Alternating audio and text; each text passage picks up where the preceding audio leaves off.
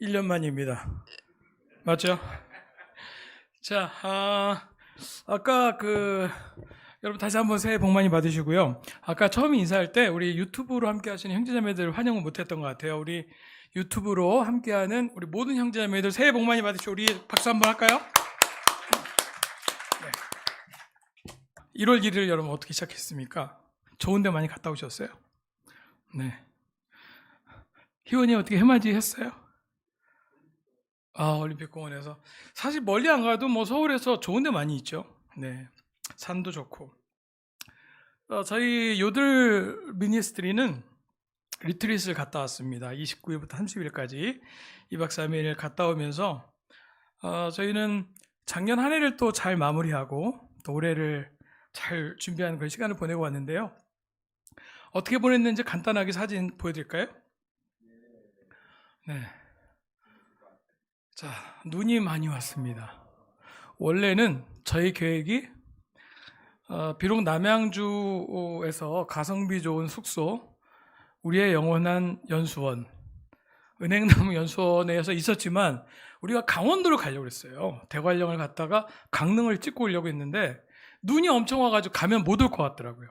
그래서 양주에 썰매장으로 갔습니다. 거기도 좋습니다.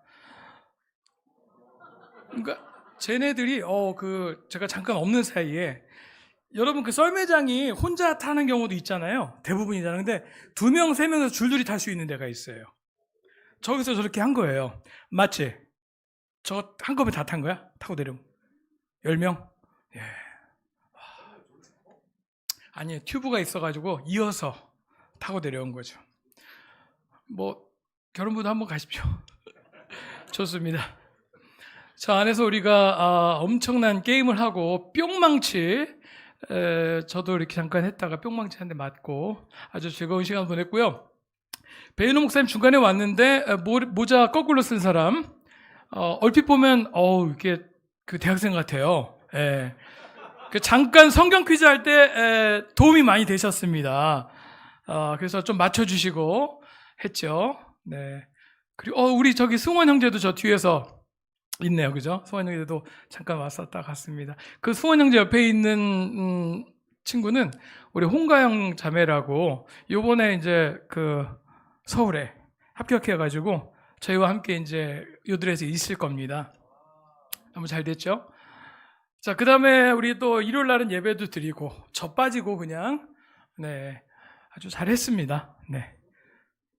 네, 그리고 이렇게 예배 드리는 모습 저 뒤쪽에 그 앞에서 이제 박재호 목사님 제가 특별 게스트로 초대를 드렸고 저기 LA 우리가 이제 줌으로도 같이 했거든요. 그래서 LA 쪽에 오렌지 카운티 형제자매들 가운데 들어온 분도 있고 전국적으로 이렇게 들어왔습니다. 그래서 특별한 예배가 됐습니다.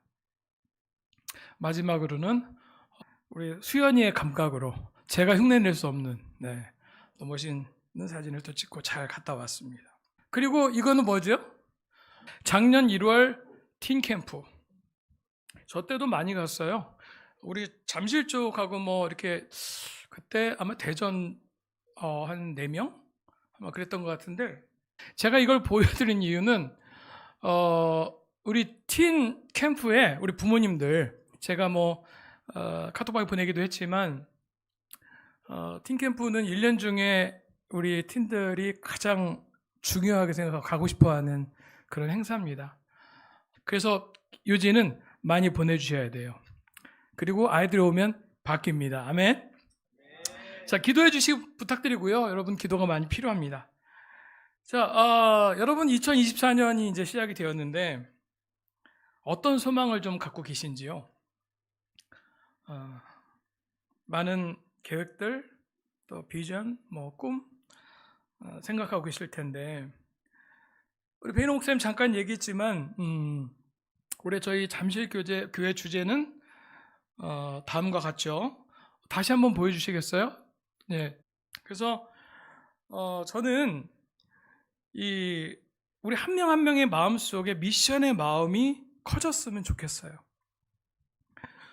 저는 저 이미지를 보면서 너무 멋지다고 생각이 들었습니다. 왜냐하면 막 제자의 어떤 역동성도 좀 담겨져 있고 그 다음에 복음, 그리스도의 향기, 뭔가 이렇게 감성도 이렇게 감성이 좀 느껴져서 좋았어요. 네. 특히 복음은 그리스도의 향기다. 네. 얼마나 멋진 표현입니까? 2023년 우리가 어려운 시간을 보냈죠. 네. 그러나 우리가 배운 게 있습니다. 교회가 어떻게 생명력을 가져갈 수 있는지, 무엇에 포커스해야 되는지 우리가 좀 배웠던 시간이었습니다. 감사한 거는 많은 세례가 나온 건 아니지만 우리 몽골, 대전, 서울의 젊은 세대들의 세례가 있었습니다. 네, 많지는 않았지만. 네. 자, 전주교회 아멘. 미션의 불꽃이 뜨겁게 피어오르기 시작했습니다. 아멘. 또 최근에 우리 주변에 교회에 돌아오고자 하는 그런 제자들의 소식도 자주 듣고 있습니다. 저는 올해 우리 모두 이렇게 예수님과 우리 하나님과 함께했던 그 첫사랑을 기억하면서 매일매일 우리 삶 속에 풍성히 채워주시는 주님의 사랑을 통해서 누군가를 우리가 순수하게 사랑하고 그 그리스도의 향기를, 우리가 받은 그 그리스도의 향기를 전하는 여러분이 되었으면 좋겠습니다. 오늘 설교 제목은 Now is the time. 자, 오늘은 마가복음 1장을 좀 배우면서 2024년 우리의 삶에 대해서 우리가 어떻게 마음을 준비해야 되는지, 또 이 주제처럼 미션은 어떤 마음으로 해야 되는지를 배워보는 그런 시간이 되었으면 좋겠습니다. 아멘. 자, 마가복음 1장부터 오늘 15절까지 볼 텐데요. 제가 빨리 읽도록 하겠습니다. 하나님의 아들 예수 그리스도의 복음의 시작은 이러하다. 예언자 이사야의 글에 기록하기를 보아라, 내가 내 심부름꾼을 너보다 앞서 보낸다. 그 내 길을 닦을 것이다. 광야에서 외치는 이의 소리가 있다. 너희는 주님의 길을 예비하고 그의 길을 곧게 하여라. 한 것과 같이. 세례자 요한이 광야에 나타나서 죄를 용서받게 하는 회개의 세례를 선포하였다. 그래서 온 유대 지방 사람들과 온 예루살렘 주민들이 그에게로 나아가서 자기들의 죄를 고백하며 요단강에서 그에게 세례를 받았다. 요한은 낙타토롯을 입고 허리에 가죽띠를 띠고 메뚜기와 들꿀을 먹고 살았다. 그는 이렇게 선포하였다. 나보다 더 능력이 있는 이가 내 뒤에 오십니다. 나는 몸을 굽혀서 그의 신발끈을 풀 자격조차 없습니다. 나는 여러분에게 물로 세례를 주었지만 그는 여러분에게 성령으로 세례를 주실 것입니다. 그 무렵에 예수께서 갈릴리 나사렛부터 오셔서 요단강에서 요한에게 세례를 받으셨다. 예수께서 물속에서 막 올라오시는데 하늘이 갈라지고 성령이 비둘기같이 자기에게 내려온 것을 보셨다. 그리고 하늘로부터 소리가 났다. 너는 내 사랑하는 아들이다. 내가 너를 좋아한다. 그리고 곧 성령이 예수를 광야로 내보내셨다. 예수께서 40일 동안 광야에 계셨는데 거기서 사탄에게 시험을 받으셨다. 예수께서 들짐승들과 함께 지내셨는데 천사들이 그의 시종을 들었다. 요한이 잡힌 뒤에 예수께서 갈릴리에 오셔서 하나님의 복음을 선포하셨다. 때가 찼다. 하나님의 나라가 가까이 왔다. 회개하여라. 복음을 믿어라. 아멘. 자, 여러분과 나누고 싶은 것은 처음에 예수 그리스도의 복음. 예수 그리스도의 복음. 1절에 보면 하나님의 아들 예수 그리스도의 복음의 시작은 이러하다라고 얘기하고 있습니다. 여러분, 마가복음, 마태복음과 다르게 이방인들을 위해 쓰여졌죠. 로마인들을 대상으로 기록되었습니다. 근데 로마인들의 특징이 있죠. 어떤 사실을 받아들일 때 증거를 보고 확인하고 싶어 했어요. 그래서 마가는 예수님이 구체적으로 어떤 사역을 했는지를 소개를 합니다. 그리고 오늘 본문은 예수님의 사역의 시작을 알리고 있죠. 그리고 예수님이 우리 죄를 해결하기 위해서 오신 그 메시아임을 분명히 밝힙니다. 예수님에 대해서 명확하게 얘기하고 있죠. 이 마가복음의 어떤 문체의 특징이 좀 있다고 하는데요. 다른 복음서하고는 조금 다릅니다. 결이. 이 마가복음의 그 헬라어 문체는 직선적이고 간결하고, 여러분 좀 느낄 수 있죠? 다른 복음서랑 보면은 생동감 있는 그런 문체들로 표현이 되어 있어요. 간결하고 생동감 있게 예수님을 강조하려는 그런 마가의 마음이 나타나 있습니다. 자, 1절 문장을 다시 표현하자면 저는 이렇게 얘기할 수 있을 것 같아요. 우리가 전하는 복음, 우리가 전하는 기쁜 소식은 예수 그리스도의 복음, 예수 그리스도의 기쁜 소식이라는 것입니다. 우리가 전하는 복음은 예수 그리스도의 복음이라는 것이에요. 당연하지. 그게 무슨 말인가? 사실은 우리가 예수님을 믿음으로 많은 유익이 있죠. 근데 예수님 자체가 아니라 우리가 그런 유익을 복음이라고 생각할 때가 있는 거죠. 예수님을 통해서 알게 되면서 어떤 도덕적인 삶, 우리가 훈련된 삶, 그 다음에 친밀한 관계, 또 받은 여러 축복들, 그리고 좋은 교회, 이런 것을 우리가 복음이라고 생각할 때가 있습니다. 복음의 유익, 또 그리스도 사는 그 삶의 유익을 복음이라고 동일시할 때가 있죠. 잘 생각해 보면 우리가 제자의 삶 가운데 예수님을 포커스하는 거예요. 예수님의 그분의 삶, 그분의 말씀을 중심에 두지 않을 때 우린 내 복음을 전합니다. 내가 바라는 교회, 또 어쩌면 특정인 소수의 그룹이 원하는 기대가 복음이 될 수가 있죠. 우린 교회가 예수님의 모습, 예수님의 태도, 거기에서 벗어났을 때 얼마나 교회가 초라해질 수 있는지를, 또 복음과 멀어질 수 있는지를 최근에 우리는 뼈저리게 보았습니다. 어떤 분들은 올드라는 이름, 특정 올드라는 그룹 내세우기도 했어요. 사실 우리 거의 다 올드인데 뭐 2, 3년 차이 나나요? 그 생각하면은 그냥 웃어요. 이렇게 웃음도 나오고 또 슬픕니다. 네. 교회 질서를 무너뜨리기도 했죠. 네, 우리는 알고 있습니다. 뭘 알고 있는지, 우리가 시간이 지나면서 또 지식과 경험이 많아진다고 해서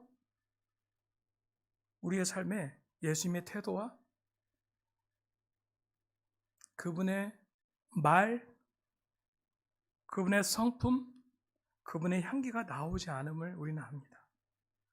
부단히 자신을 살피고 십자가 아래서 우리가 무릎을 꿇을 때 그 그리스도의 향기가 거기서부터 나의 삶에서 자연스럽게 나옴을 우리는 알게 됩니다. 제가 주중 예배 때 가끔 표현했던 것 같아요. 신학생 1학년과 4학년의 차이. 기억하세요? 네, 또 얘기 한번 해보겠습니다. 신학교 1학년에 들어가면 목사의 믿음으로 들어간다고 합니다. 근데 4학년 졸업할 때는 무신론자가 돼서 나올 수 있다는 거예요. 제가 들어가 보니까 이 말이 확 느껴지더라고요. 왜 그럴 수 있는지. 예수 그리스도의 복음, 예수님을 포커스하는, 예수님이 중심이 되는 그것이 아니고 지식이나 교리, 이론, 그것들이 더 커질 때, 그것을 통해서 그것을 아는 유익 때문에 교만해질 때 오히려 예수님을 온전히 바라보기가 어려운 아이러니 같은 일이 발생하는 것이죠. 그런 유혹이 됩니다. 저는 이 말씀을 묵상하면서 제가 복음을 전할 때 내 말과 중심에 예수님을 더 전하고 있는지, 아니면 다른 것이 더 크게 전해지는지를 좀 생각해 보게 되었어요. 저는 작년에 여러 사람을 교회에 초대했습니다. 그리고 우리 교회가 자랑스러웠어요. 왜냐하면 제가 이 예화도 가끔 드리지만 지금보다 어쩌면 더 어려웠던 시간이 있었고요. 그때가 아마 모르겠어. 2000년, 2007, 8년도인가요? 6년도인가? 제가 영등포 웨스트에서 있을 때 그때 너무 막 힘들었어요. 교회 가기 싫어가지고. 주중 예배 때, 주일 예배 때 사람들 표정도 너무 어둡고 예배 같지가 않고 힘들다. 교회 가는 게. 여러 가지 어려운 시간들이 있었는데 근데 그때 세례받은 한 자매가 있었는데 이후에 그런 얘기 했어요. 가장 우리는 테러블한 그 시간이었는데 누구 하나 기뻐 보이지 않았거든요. 저는 찬양을 하니까 알잖아요. 근데 그 자매가 그런 얘기 했어요. 그때 그 가장 어려운 시간에 세례 받고서 이렇게 기쁘고 밝은 교회는 처음 봤다. 여러분 잠깐 제가 얘기하자면 우리 지금 교회 잠시 이렇게 분위기 좋잖아요. 근데 여기서 만약에 희원이가 더 파이어업이 돼가지고 조금 더 밝아지면 어떤 일이 벌어질까? 뭐 수연이라든지 오늘 뭐 수빈이가 뭐 이렇게 조금 찬양할 때 좀 어색하고 긴장도 되고 하는데 막 너무 기뻐가지고 뜨겁게 막 찬양하고 밝게 찬양하고 그러면 사람들이 얼마나 영향받을까? 그런 생각이 들었다니까요. 그때도 이렇게 밝고 기쁜 교회가 없다는데. 그래서 여러분 삶 속에서 정말 감사하고 기쁜 일들이 좀 있어서 조금 표현 좀 해보세요. 나중에 또 누가 그런 얘기 할지. 김춘수 형제, 저 형제 무슨 갑자기 이상한 단어가 생각나 앞에서.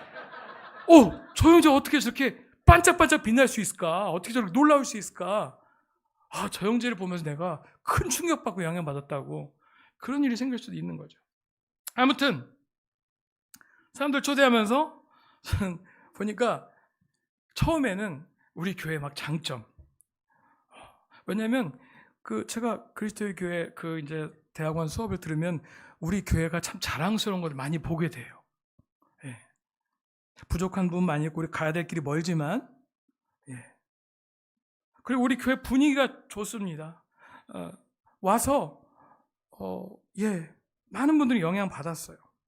우리 안의 관계. 근데 제가 우리 교회 내지는 뭐 분위기, 우리가 하고 있는 미니스트리, 프로그램 그런 걸 좀 많이 내가 얘기하지 않았나. 그래서 제가 다시 한번 결정을 합니다.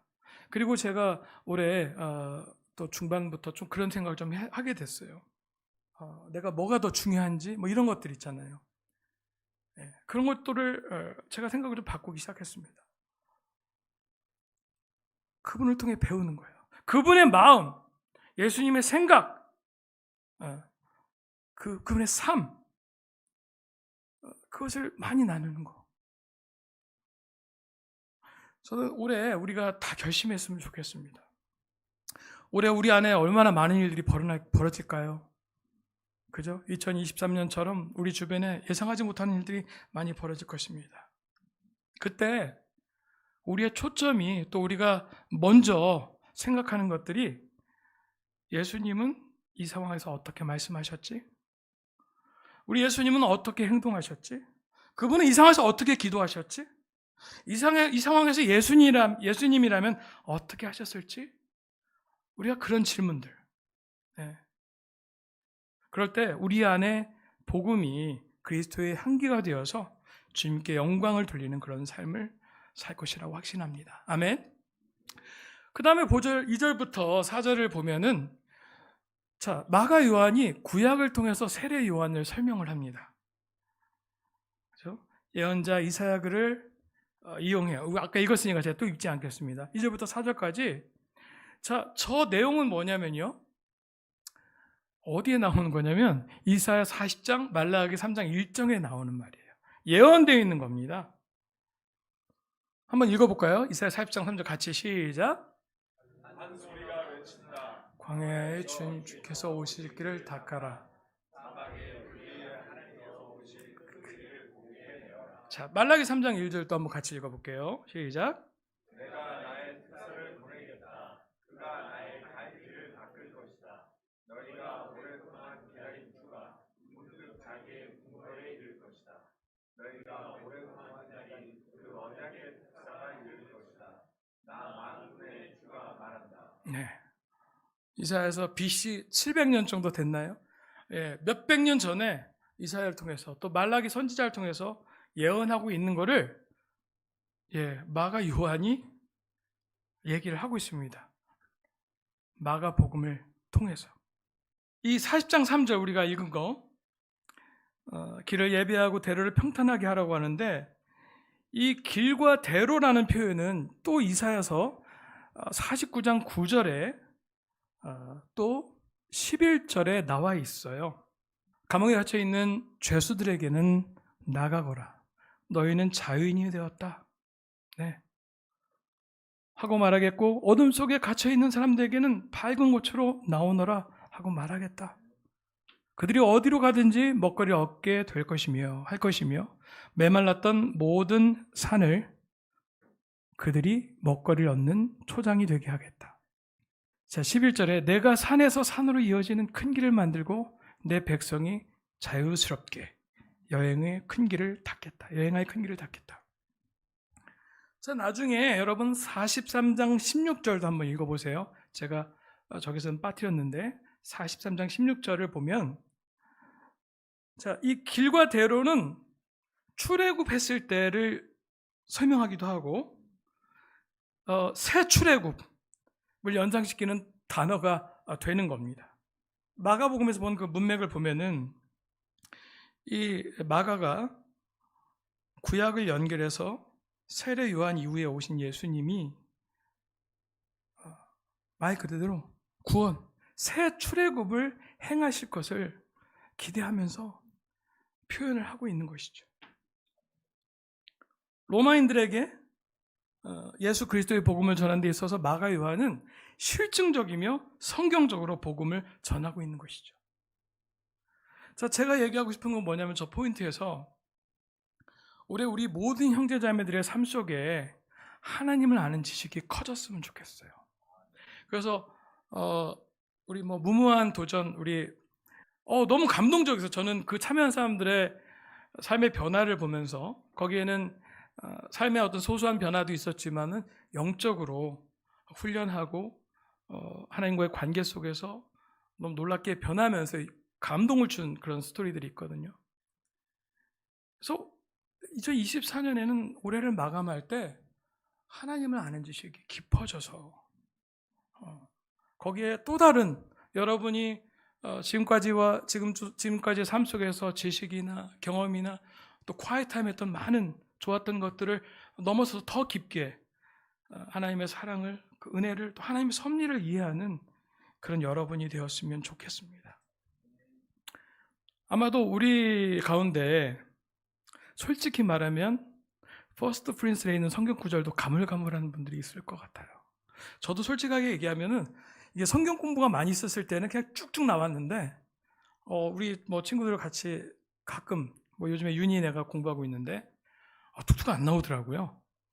제가 크로스오버 우리 요들 미니스트리하고 올해 좀 하고 싶은 것들이 있습니다.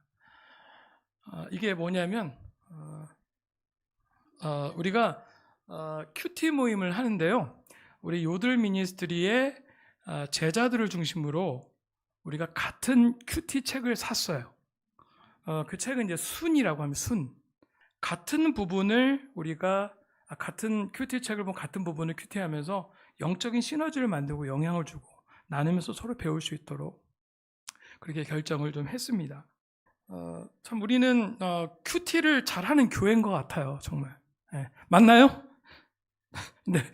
그리고 처음에 세례받는다면서 훈련이 잘 돼 있는 교회인데 사실 또 어떨 때 보면 그 성경의 원래의 그 문맥, 그 성경 자체가 그 당시 배경, 그 당시 어떤 의미로 저렇게 쓰여져 있고 어떤 메시지를 전하는지 거기 배경도 있고 문화적인 것들도 있고 여러 가지가 있잖아요.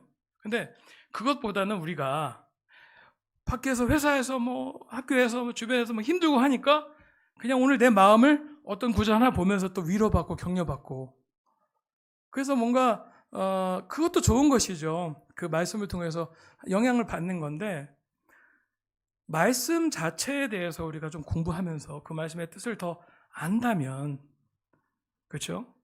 우리가 삶에 더 명확하게 더 구체적으로 적용하고 그 말씀의 어떤 맛도 느끼면서 기쁘게 제자 삶 살 수 있지 않을까.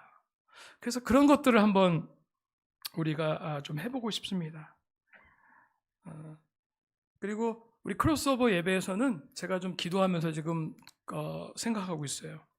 좀 더 우리 젊은 친구들이 질문과 토론들을 통해서 스스로가 워낙 우리가 주입식 교육을 많이 하니까 서로 고민하고 또 발표하고 자기의 어떤 믿음이 될 수 있도록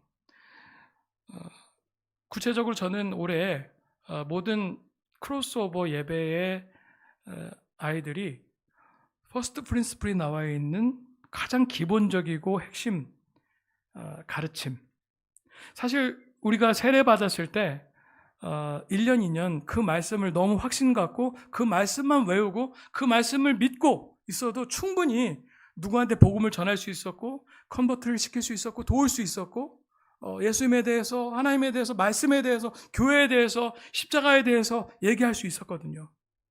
그래서 그것들을 그냥 예배 가운데서 함께 공부하고 발표하고 시험도 보고, 그러나 요즘 세대에 맞게 무비 테라피도 좀 하고, 그러면서 더 하나님을 아는 지식이 될 수 있도록 노력하고자 합니다.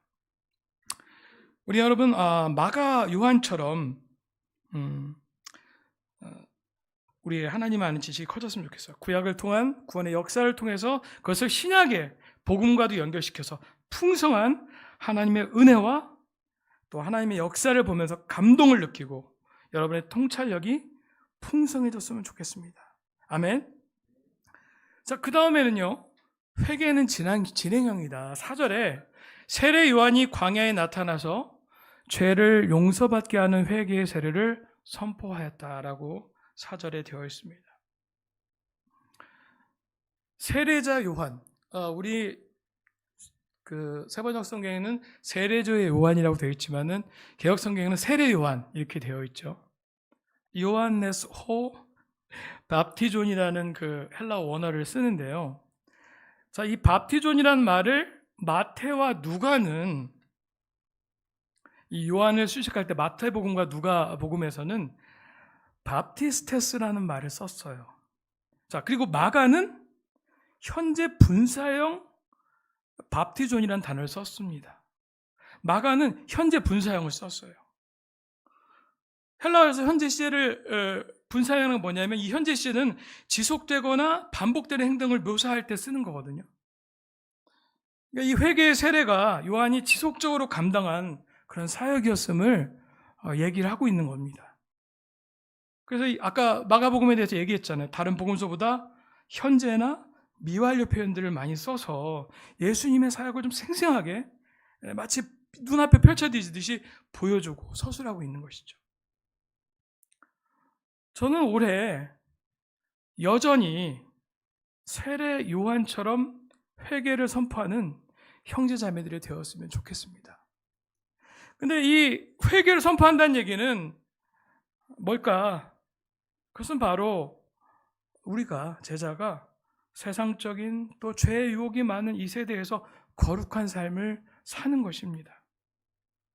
거룩은 뭐죠? 뜻이 세상과 구별되는 것을 의미하죠. 이 구별된 삶이 초대교회에 놀라운 성령의 역사를 만들었습니다. 누군가 그 교회사에 대해서 강의를 한 걸 좀 들었는데요. 교회사에서 한 사람이 순교할 때 100명의 그리스도인이 생겼대요. 한 사람이 믿음을 지키고 구별돼서 거룩한 삶을 살다가 타협하지 않고 죽었을 때 그 사람의 삶이 그게 무슨 파워가 있다고. 근데 100명이 그걸 보고서 믿게 된 거예요. 도대체 저 사람들은 왜 저걸 저렇게 죽어? 저렇게 비참하게 의미 없이? 그러면서 100명이 더 믿게 됐다는 겁니다. 그들이 핍박 속에 구별된 삶을 살았기에. 저는 제자들의 삶 속에 가장 큰 특권 중에 하나는 회개할 수 있다는 거. 근데 우리가 처음 세례 받았을 때 그때 회개만큼 매일매일 삶 속에 우리가 죄를 짓고 넘어지기도 하고 어렵잖아요. 근데 여전히 우리는 그 회개의 기쁨을, 그 특권을 누릴 수가 있는데 우리가 그러지 못할 때가 있는 것 같아요. 우리 젊은 친구들도 많은 미디어들, 주변의 세상적인 유혹들, 돈, 세상 가치관, 그런 세계관들, 너무나 많은 어른들 세대가 경험했을 그 젊었을 때보다도 더 많은 유혹과 도전이 있죠. 네. 근데 우리가 하나님의 놀라운 은혜와 사랑 가운데 살아도 회개의 특권을 누리지 못할 때 여전히 죄책감 속에 자신감을 잃고 내가 수준이 이 수준인데 무슨 내가 복음을 전하냐. 예. 내 주제에 지금 뭐 나나 지금 잘해. 그러면서 스스로 막 내 힘으로 내가 다시 바뀌고 해야지. 예, 세상에서 가르쳐 주는 건 그거잖아요. 너무 죄책감 갖지 마요, 여러분. 스스로 자존감을 높이고 여러분의 능력으로 자기 개발하고 바뀔 수 있습니다. 훈련하고 긍정의 생각, 뭐 습관, 뭐 이렇게 얘기해서 가르치는 거잖아요. 근데 그렇게 우리 생각이 드는 거예요. 그렇게 하면서. 근데 안 되죠. 죄의 노예처럼 또 옛날의 모습으로 돌아가는 것 같고, 반복되는 모습에 자신이 낙심이 됩니다. 자, 고린도후서 5장 14절 우리 이거 같이 한번 읽어볼까요? 우리 하나님 사랑이 우리 얼마나 휘어잡고 있는지. 자, 시작. 그리스도의 사랑이 우리를 휘어잡습니다. 우리가 확신하기로는 한 사람이 모든 사람을 위하여 죽으셨으니 모든 사람이 죽은 셈입니다. 우리 십자가 공부하면서 읽었던 이 구절 보면서 너무나 예수님의 사랑을 느꼈던 그 구절이죠. 자, 우리가 짐승같이 죄인 중에 죄인이었을 때도 우리를 불러서 우리를 구원하셨다면 여전히 그리스도 사랑이 우리를 휘어잡고 있지 않습니까? 네. 처음뿐만 아니라 여전히 그분의 피가 우리를 매일매일 깨끗하게 하십니다. 그 사랑으로 인해서 우리는 다시 회개할 수 있고 새롭게 시작할 수 있는 것이죠. 여러분, 어쩌면 올해 시작하면서 뭘 해야 되지? 내가 아직 결정하지 못한 것이 있는데, 앞에 그 포인트들도 있지만 여러분 이 마음이 필요할지 모르겠습니다.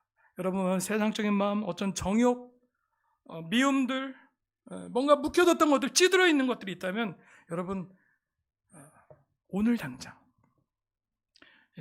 오늘 이 메시지가 전해질 때 오늘 당장 여러분 회개하십시오. 다시 말하면 회개의 특권을 누리십시오. 아멘. 우리 필요하다면 우리 교회 안에서 너무 사랑하고 신뢰하는 관계, 우리 야고보서 5장 16절처럼 그 관계 통해서 또 소그룹을 통해서 우리 마음에 깊이 있는 것들을 좀 나누고, 꼭 심각한 죄가 아니들 할지라도 우리 죄송과 고민을 나누면서 서로 기도해주고 서로 함께 손을 잡고 그 짐을 같이 지어주면서 나갈 수 있는 여러분이 되었으면 좋겠습니다.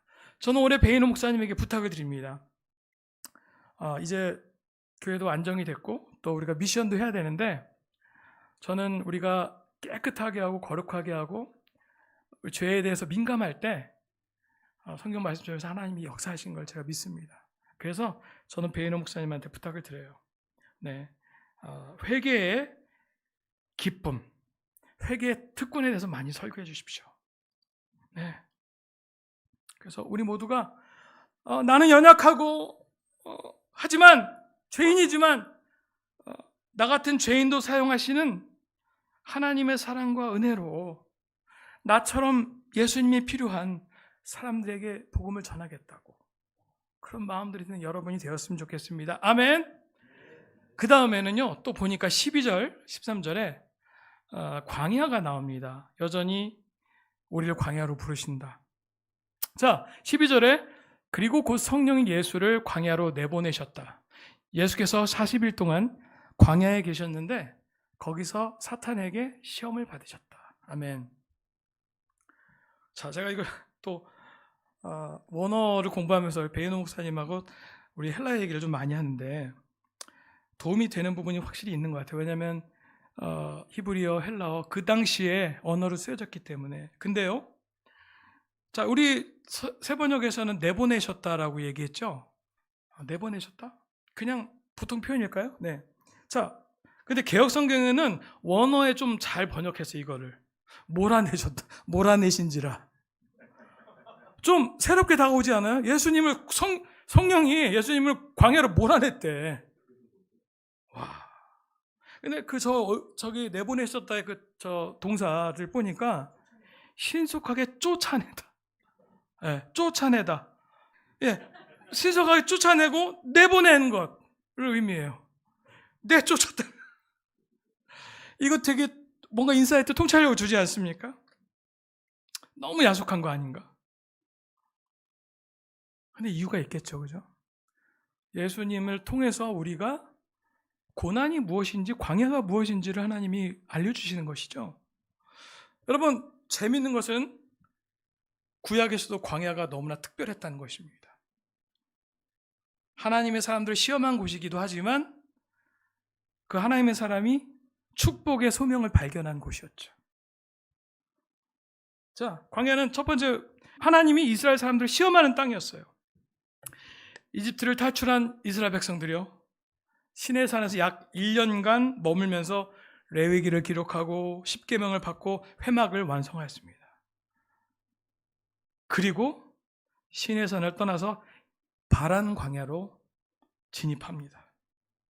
그리고 바란 광야를 통과해서 신 광야까지 가면서 본격적인 하나님의 선민 훈련이라고 해요. 선민 훈련을 받는 것이죠. 선택받은 백성으로서. 자, 하나님께서는 이스라엘을 이집트에서 구원하신 걸로 끝나지가 않고 6개의 광야를 통과하게 했어요. 그리고 그 광야를 통과해서 세계 모든 민족을 하나님 앞으로 돌아오게 하는 그 제사장과 같은 그 나라를 만드시고 훈련을 하신 거죠. 그래서 구약을 통해서 우리가 배우는 교훈은, 광야는 현재 우리에게 하나님이 약속하신 가나안 땅으로 들어가기 위해서 반드시 통과해야 되는 길이고 장소임을 알려주는 것입니다. 그리고 광야는 또 축복의 장소예요. 그저 이스라엘 백성이 방황과 시험에 있어서 이스라엘 백성들이 중요한 장소였다라는 교훈을 넘어서서 하나님으로부터 버림받은 것이 아니라 하나님께 선택받은 자들에게 주어지는 은총의 자리라는 것입니다. 광야가요. 아브라함이 그랬고요, 이삭, 야곱, 그리고 여기 이스라엘 백성, 그리고 다윗이요. 다윗도 광야에서 헤매지 않았습니까? 그리고 오늘 우리가 보고 있는 마가복음 1장의 본문, 예수님, 세례 요한, 예수님 전에 세례 요한, 그리고 나중에 사도 바울까지요. 아주 혹독한 광야를 경험하였습니다.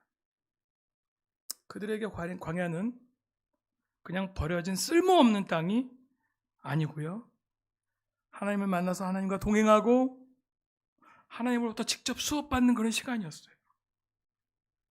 하나님을 깊이 만나고 하나님을 깊이 체험하는 그런 신앙이 그 메마른 광야에서, 그 메마른 땅에서 형성된 것이었습니다. 그래서 하나님의 사람들은 광야에서 하나님의 축복의 소명을 발견하는 것이죠. 여러분 한번 생각해 보세요. 올해 여러분에게는 어떤 광야가 펼쳐질까요? 여러분 사랑하고 여러분에게 하나님이 놀라운 계획이 있기 때문에 광야를 주실 것입니다. 여러분 거기서 축복과 은총의 자리를 경험하시는 여러분이 되었으면 좋겠습니다. 아멘. 자, 이제 다 왔습니다. Now is the time. 우리 마지막 9절, 때가 찼다. 하나님의 나라가 가까이 왔다. 회개하여라. 복음을 믿어라. 아멘. 여러분, 우리가 지금 시대를 보면, 또 우리 교회의 상황을 보면 열심히 복음을 전하는 그 때라고 생각이 드나요? 그런 생각이 좀 잘 안 들 것입니다. 그죠? 그럼 언제 그때일까요? 물론 우리가 전통적인 방식으로 우리의 어른 세대, 우리 젊은 세대와 다르게 우리의 세대 때 했던 방식으로는 다르게 할 것이지만 여전히 우리는 좀 두렵죠. 복음을 전하고 지금이 하나님의 때다. 네, 이런 생각 좀 하기 어려운 것 같습니다. 열심히 미션에 대한 주제로 우리가 시작을 했지만 많은 사람들이 특히 교회에서도 그런 얘기를 하죠. 지금 시대가 가치 혼돈, 해체주의 시대라고 하죠. 전통적인 가치관, 세계관, 도덕 윤리가 무너지고 있는 시대입니다. 특히 기독교는 도전을 많이 받고 있습니다. 코로나 이후에 전체적으로 너무나 많은 교회들이 문을 닫았고 지금도 회복이 되지 않는 모습을 보게 돼요. 얼마나 많은 세상의 문화들, 미디어, 가치관, 세계관 등이 한국 사회, 특히 젊은 세대에게 영향을 미치는지 모르겠습니다. 당의 대표가 칼에 찔리는 일이 참 계속 반복되면서 이념에 대해서 얼마나 사람들이 거기에 목숨을 걸고 있는지 안타깝습니다. 그런데 제가 수업을 들으면서 한 교수님이 눈을 반짝반짝거리면서 말하는 거예요. 하나님이 그 교수님 통해서 그 교수님이 얼마나 믿음이 있었는지를 모르겠어요. 근데 그 교수님이 좀 가볍게 얘기한 건데 저한테 딱 뒤통수를 좀 치는 것 같았습니다. 가볍게 얘기했어요. 자기의 딸이 너무 말을 안 들었는데 관계도 안 좋고 근데 고민하고 또 말씀을 나누고 말씀대로 하려고 노력하고 부족하지만 계속 하니까 시간이 지나면서 결국은 우리 딸이 바뀌더라. 주변에서 많은 사람들의 얘기를 듣는다고 합니다. 뭐냐면 그래도 성경 말씀대로 살면 삶이 더 나은 것 같아. 일반인들이 말하는 믿음이 뭐 이렇게 많고 떠나서 그래도 교회 다니고 성경 말씀 들으면 그래도 삶이 더 나은 것 같아. 그래서 그 얘기 하시더라고요. 그렇기 때문에 지금이 기회인 것 같아요. 순수하게 성경 말씀을 따르고자 실천하고자 하는 그 그리스도의 교회가 더 빛을 발할 수 있는 그런 시대인 것 같습니다. 기회가 될 수도 있습니다. 하고 믿음을 나누는데 제가 도전을 받았어요. 왜냐하면 대학교 갔는데 애들 썰렁하고 제가 지난번 얘기했죠. 채플 하는데 한 150명 모였는데 두세 명이서 앞에서 찬양하고 다들 핸드폰하고 충격받았어요. 제가 거기 다시는 제가 누가 가서 설교하라고 해도 못할 것 같아요.